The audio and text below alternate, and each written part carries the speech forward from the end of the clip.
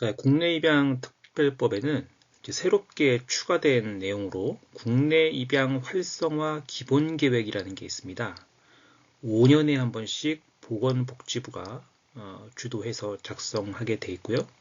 그 다음에 1년 단위로 국내 입양 활성화 시행 계획도 만들어야 됩니다. 이번에 새롭게 만들어진 거예요.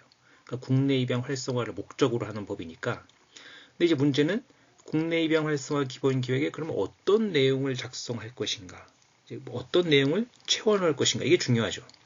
그래서 이번에 보건복지부가 시행령을 만들어서 국내 입양 활성화 기본 계획에 포함되어야 할 사항하고 두 가지 내용을 적었습니다. 첫 번째가 입양아동, 입양 후 성인이 된 사람, 양부모가 되려는 사람, 친생부모에 대한 지원 방안, 이걸 넣고, 두 번째로 이제 입양에 관한 교육 및 홍보 내용을 넣었는데요. 이런 걸 하면은 국내 입양이 활성화될 거다. 뭐 이런 뜻에서 넣은 거겠죠. 근데요, 입양 아동, 입양 후 성인이 된 사람, 양부모, 이 사람들은 다 이미 입양이 성립된 이후에 나타나는 사람들이죠. 그죠? 그러니까 이 사람들을 지원한다는 건 사실 입양 활성화가 아니고 입양 이후의 사후관리죠. 사후관리. 근데 입양 활성화 기본 계획의 취지는 입양 활성화입니다. 입양 이후의 사후관리가 아니고. 네. 그러니까 이 사람들을 지원하는 거는 좀 맞지가 않죠. 양부모가 되려는 사람, 그러니까 예비 입양 부모를 지원하는 것까지는 이해가 되겠는데, 이 사람들을 지원하는 게 입양 활성화랑 무슨 상관인가 하는 좀 의문이 있고, 그 다음에 더 큰 의문인 것은 친생부모입니다. 아니, 친생부모를 지원하는 게 입양 활성화랑 무슨 상관이죠? 난 이거는 도저히 이해가 안 돼요. 자, 그렇죠? 네. 그래서 저는 이 사람들 다 없애버리고, 이 사람들을 넣어야죠. 입양 대상 아동. 입양 대상 아동을 지원해야죠. 입양 활성화의 취지를 달성하려면. 그리고 저는 위탁모도 지원을 해야 된다고 봅니다. 그러니까 이 사람들을 지원하는 것이 입양 활성화 기본 계획의 근본적인 목적에 더 부합하는 대상들이죠. 법이 이렇게 시행령이 이렇게 바뀌어야 된다고 저는 생각이 되고요. 그 다음에 이제 이 내용이 추가돼야 됩니다. 아까 얘기했던 것처럼, 매년 입양 대상 아동 중에서 국내 입양, 국제 입양, 시설 보호, 그리고 이제 위탁 가정 보호, 요 비율이 어떻게 되는지 이 통계를 내야 됩니다. 매년 내야 돼요. 근데 지금 나오는 통계는 다 뭐만 나와 있다고요?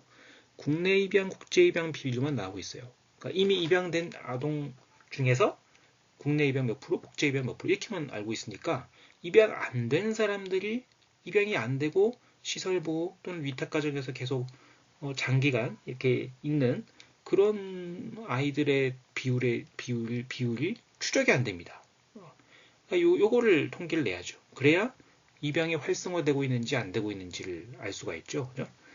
기존의 통계는 그냥 국제 입양 대비 국내 입양 비율이 얼마나 되고 있는가 이것만 알 수 있는데, 그거를 아는 게 중요한 게 아니고 전체 입양 대상 아동 중에서 그러니까 시설 보호, 위탁 가정 다 포함해서 그 중에서 국내 입양이 차지하는 비율이 어느 정도인가, 그거를 통계를 내야 국내 입양이 활성화되고 있는지 안 되고 있는지를 알 수가 있고, 안 되고 있다면 원인 분석을 해야죠. 왜 안 되는가. 그래야 그 다음에 계획이 나오죠. 어떻게 그러면 입양을 활성화시킬 것인가. 그러니까 문제를 알아야 그 문제를 해결할 수 있는 방안이 나오죠. 아인슈타인이 그런 말을 했다고 하죠. 나는 문제의 원인을 파악하는데 99%의 그 시간을 보낸다. 그러면 그 문제를 해결하는 방안은 자연스럽게 나온다. 원인을 파악하면. 그런 말을 했습니다. 입양도 마찬가지죠. 그리고 요런 거를 좀 연구 용역을 제한했으면 좋겠어요. 이런 거. 그러니까 2011년 입양특례법이 만들어진 이후 지금까지 입양 대상 아동의 국내 입양, 국제 입양, 시설 보호 비율의 변화. 그러니까 지금까지 이 통계를 안 냈잖아요. 그죠? 국내 입양, 국제 입양 이 통계만 냈잖아요. 이 통계만 내서는 입양이 활성화되고 있는지 안 되는지 알 수가 없어요.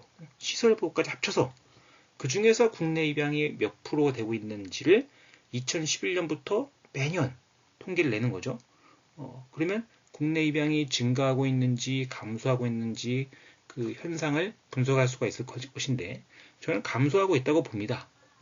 그럼 그 감소에 대한 원인 분석이 나와야 되고 그 원인에 따라서 향후 입양 활성화를 어떻게 할 것인지 거기에 대한 방안이 나오겠죠.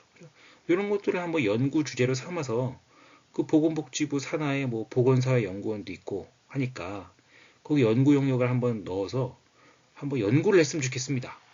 그러면 그 결과가 나오겠죠.